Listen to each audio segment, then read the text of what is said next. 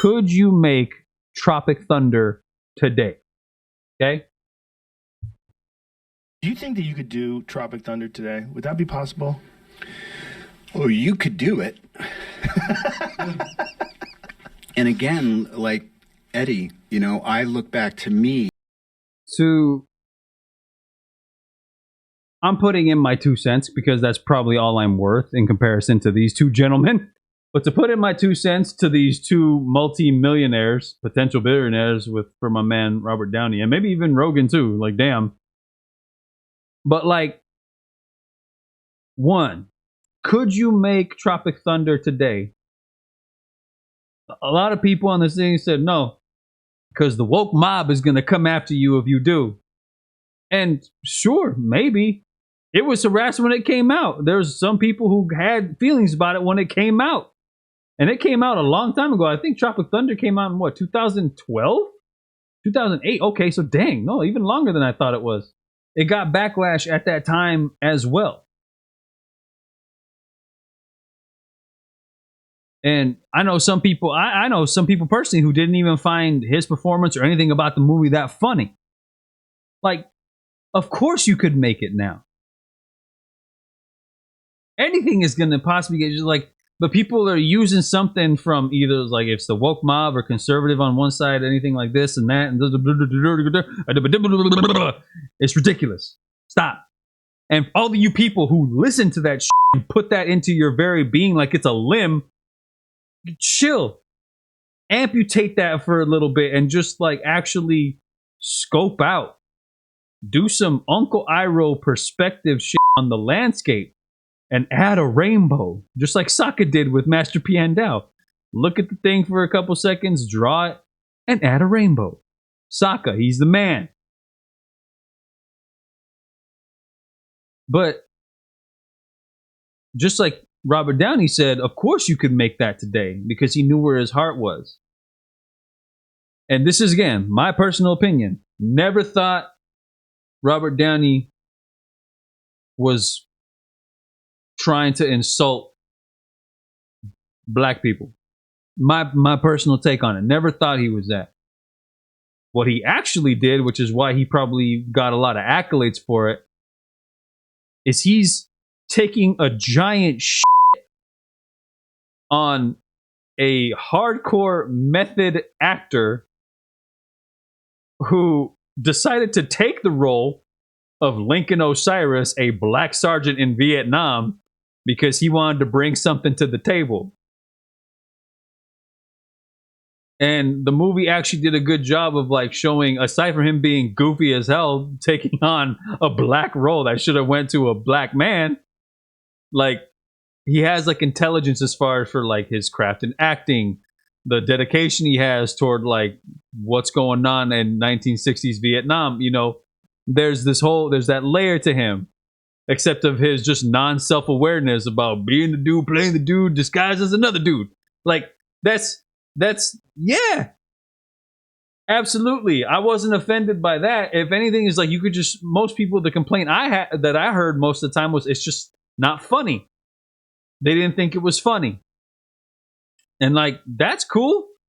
Just like any other comedy thing, no matter how good, it's like, hey man, like, I don't know, I don't find Christopher Titus funny. Hey, that's cool.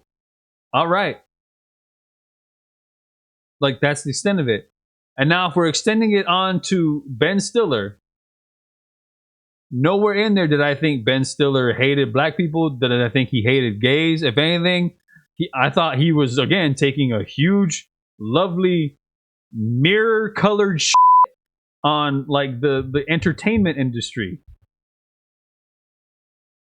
And, like, self-effacing self-effacing for the insecurities that actors and performers come with, and just again that lack of self-awareness and this heightened entitlement and self-importance and stuff like that.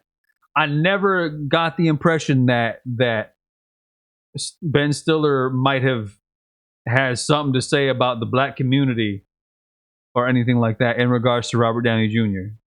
Never thought that. I also think that My partner was telling me about a lovely little kind of a YouTube documentary. Somebody made a little YouTube documentary regarding that same question, but for Blazing Saddles, the Mel Brooks film, Blazing Saddles. Gene Wilder and the other actor. Man, I haven't seen Blazing Saddles in so long. Cleavon Little, yeah. Mel Brooks, Gene Wilder, Cleavon Little, like basically saying that apparently, I guess he's like, you could never make Blazing Saddles right now. Like, sure you could. When you have a good director like Mel Brooks and an awesome cast, and like again, a lovely. The comedy is being taken care of. There's being care and thought, and there is a gentleness and this giving of attention and sharing of attention toward the comedy and the story and everything like that. Absolutely, you could. But again, my people out there, you really think that just like outrage and all this stuff is some new thing? No, it's just that the only difference is now everybody's got a voice because they got a phone or they have access to a computer and they have an account to some kind of social. Like it's not that big of a thing. Absolutely, you can do Blazing Saddles nowadays. If you had something as pretty awesome as Blazing Saddles with his hilarity and everything like that, sure.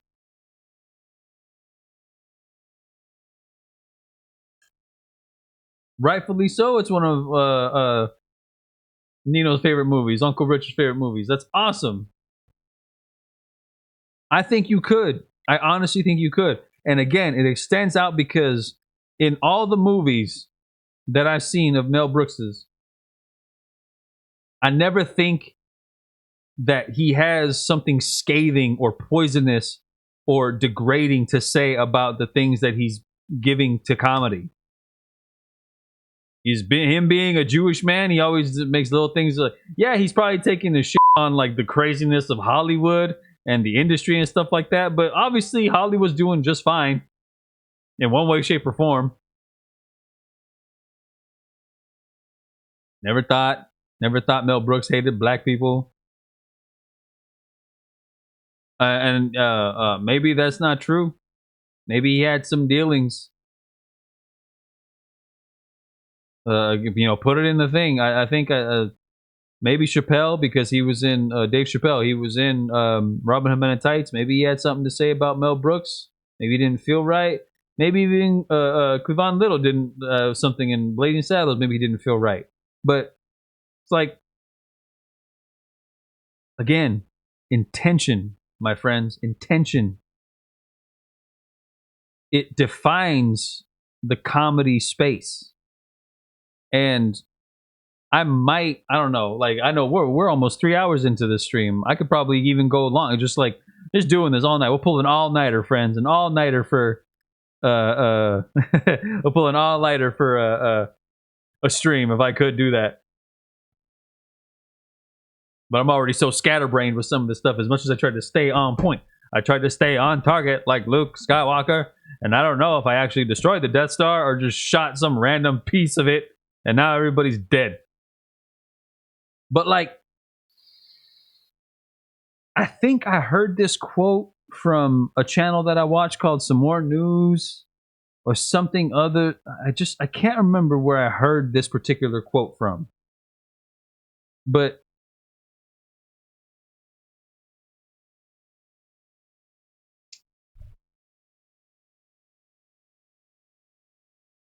the particular quote reminds me of it because I had this conversation with an old friend of mine from college, where he said, effectually, either it's all funny or nothing's funny. Okay? It's all funny or nothing's funny.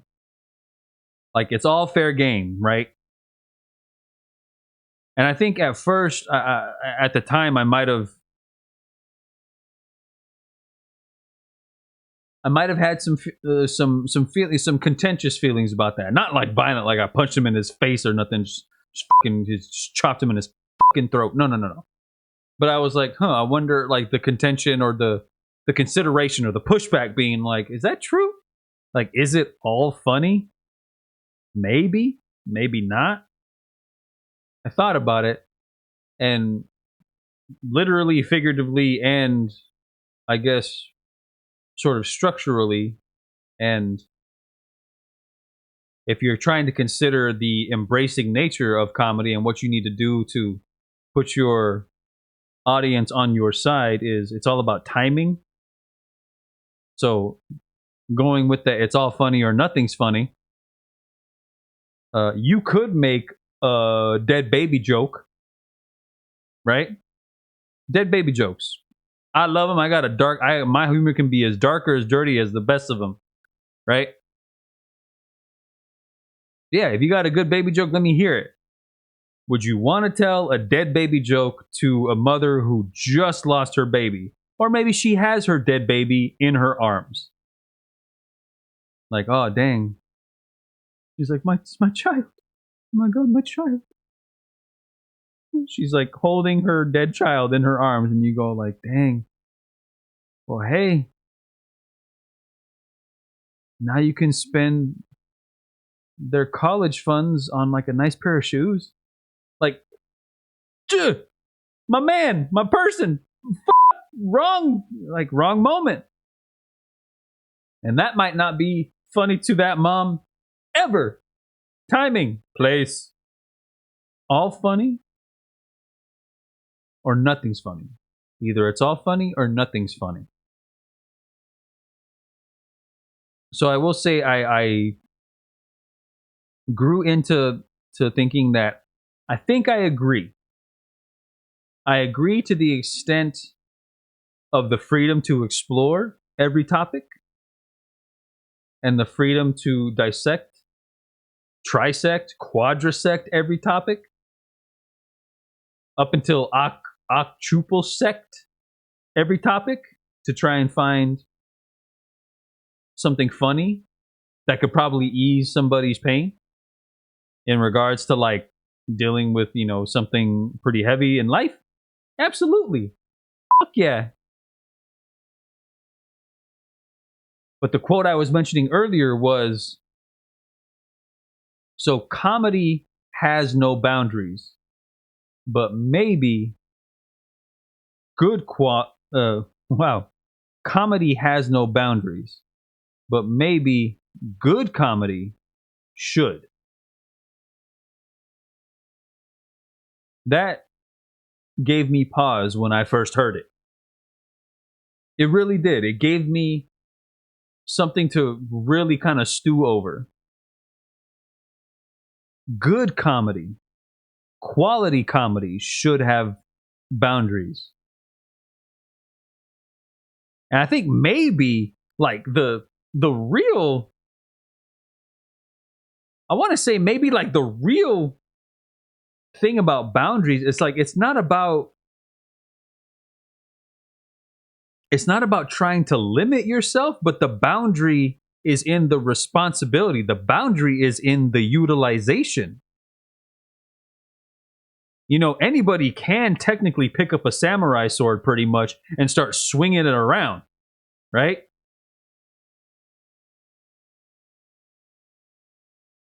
Anybody could pick up a samurai sword and start swinging it around and cut shit and, really injure people and like really kind of use it, to its thing and just like really, but like the utilization of the sword, like its purpose is to be wielded with some mastery and some finesse. And there's like a Optimus Prime. There is an Optimus Prime in using a samurai. Why can't I say this fucking word? My goodness, what the the arsonist has oddly shaped feet. The arsonist has oddly shaped feet. Unique New York. Optimization? Is it optimization? Optimization. Optimization. But I think that is. Am I just saying that wrong? Optimization. Optimization. Anyway, using this fucking sword to the best of its ability. That's where the quote unquote boundary comes from, I think. And it's weird. Like, it's almost like if you want to be one of the greats, it's almost like you can't be divisive with your comedy. Biting and, a pest to those. Maybe if there's corruption, you're a pest to corruption and stupidity. That's my big friendly love. I don't hate many things, friends, because I see a lot of nuance in many things. But one thing I think the race of humans could definitely do without is stupidity. Stupid. Especially the stupid that they hang on to like an abusive lover. Like a very blind, abused lover. They think their stupidity is just like, it comforts me at night and it understands me. No, like, I think masters of stuff like that aren't afforded to like lax. Like, I guess, like, obviously you can, but you really shouldn't. Like, you can, but you shouldn't. Because that's why the greats are Pryor and Carlin. A lot of them like say that, and like the trio that I've always heard in some of the old like the Times magazine or like Comedy Central, the lists of like 100 greatest comics. Times 100 greatest comics, Forbes 100 greatest, like these big news outlets that are like categorizing the best and it's usually like, you're up there with you usually like it's a battle between Richard Pryor and George Carlin as far as for stand-ups. Then you got like Lenny Bruce. I think Robin Williams is a pretty close one up there. He's usually like in the top 5 or top 10. And I'm sure that list will change nowadays because a new generation of comics and comedians have been coming up there. So it's just like the true masters aren't afforded to be lazy anymore about their comedy, and I understand, especially if you're already there or if people are responding to the lazy. Why they don't want to work any harder than they have to. Apparently, we're in a world where, man, you can really make a living off of just making a vlog about your day. There's no real production value. There's no nothing. I'm not even hating on that. It's just, I find it fascinating, but it also is like, what the fuck am I doing in this room and with this makeup and this persona? I'm not even the Pink Panther. I'm like the jaded beige barfy colored panther. And I'm not even cool like the Black Panther. I wish I was cool like T'Challa. What do we got from our people? Richard Pryor and others co-wrote Blazing Saddles with Mel Brooks, so he got input from the source, so to speak. Yeah, I suppose that's true. Again, care. Let's get some jokes in there, written by one of the greatest to ever do it. Let's get some jokes in there and get some satire in there. I don't even know. It's like there's a picture right there. Mel Brooks is a picture. He's got a native headdress on there. I wonder if he got for being like a Native American.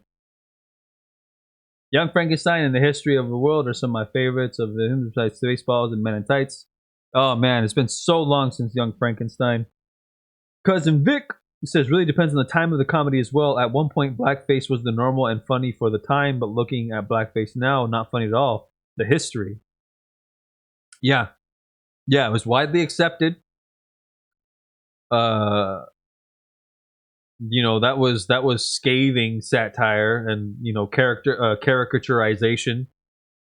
And a lot of people would say like that was just meant to peddle this idea of what black people were in those times, coming off the vaudevillian times, the black face, the yellow face, the brown face, red face for what what they call for indigenous Americans, the brown face for Mexicans and everything. Is like, he's right. Absolutely, the nature of the time. And that's why, again, the intention, the intention, the evolution, and the mastery of what was going on with these people and these things, like, hence why, again, there's just this weaponization of what comedy can be. It matters. I think that's what I'm trying to say. Hence why I don't have a problem with people saying like it's woke comedy and stuff like that. It matters, but just like many other goddamn things in the world, it's nuanced, but also it's a freaking tightrope to walk. You can't be too virtue signaling to the point where you are really adding to the fire, and you can't be so goddamn poisonous and so goddamn closed-minded. It's like, I'm not even sure if there's a middle ground, but there's again, my people out there, you don't understand the amount of power you have. Chris Rock had a whole thing about it where he says, you want to really shut down a comedian? My sister said it just perfectly too. You want to shut down a comedian? Either turn it off or don't laugh. I have done stand-up comedy. I did it pretty ineffectively for like 2.5 years, friends, and I just got back into it again. The last time I did stand-up comedy, that was the worst set I've ever had on stage, no matter what I did.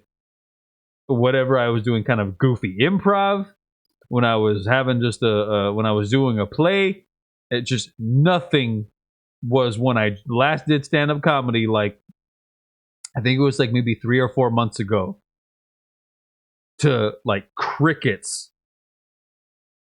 I think I got one pity laugh, and it was a confused pity laugh. But I did everything wrong in my stand-up set. I looked like I had been doing stand-up comedy for 12 seconds, and that kind of sucks because I was 3 minutes into my set. All right? Not laughing at a comedian will fuck them up. I promise you. I promise you, friends, it will fuck them up. And it will. Another thing too is like the greats, or anyone who's trying to really be great, what it'll actually do is force them to reevaluate what they're bringing to the table. Like, dang, this isn't funny, but is it the audience? Is it the time of day? Is it this? Is it that? Is like the external factors. But a great comedian will take what's actually in their control. Is like, is it my wordplay? Is it my presentation? Was I off that night? Was it my timing? Did I not come with the right? Like, it's so true. You don't understand the power you have out there, friends, to shut dumb shit down. And I know even that has the perspective. That's why I don't want to hear all this bullshit about, like, comedians say this all the time. As people say this, there's just people out there who really think that they got a hard grasp on reality. They're like, excuse me, I live in objective reality. I live in objective reality. Okay. All this stuff is like, okay, I live in objective reality. Nah, my friend. Objective reality, you don't live in objective reality. You live in perspective reality. Everybody does. Everybody does. Ain't no objective reality. It's perspective reality. That's how we quantify these things. These comedians really go off on people. And it's like, dude, no. My people, no. And we have the power, or y'all have the power to shut dumbed down. But I know what's dumb to one group of people is gospel, God tier, Saitama, One Punch Man level intellect to another group of people. So I don't know. And I love the potential of evolution of the comedy and the sphere in which it thrives. And I also love the potential evolution of the people who are receiving it. Because that's what you got to do. I'm saying, like, this, like, what the hell is wrong with learning something different, breaking the status quo, opening your mind to stuff? What the fuck? Like, I'm gonna be Joe Pesci for that. What the fuck are you afraid of? For the expansion of your mind, do you understand that that's how we get things done? What the fuck are you afraid of? Are you afraid of leaving your objective reality? Or are you actually, what you're actually afraid of is breaking your perspective reality? I don't know, man. I just know I love it.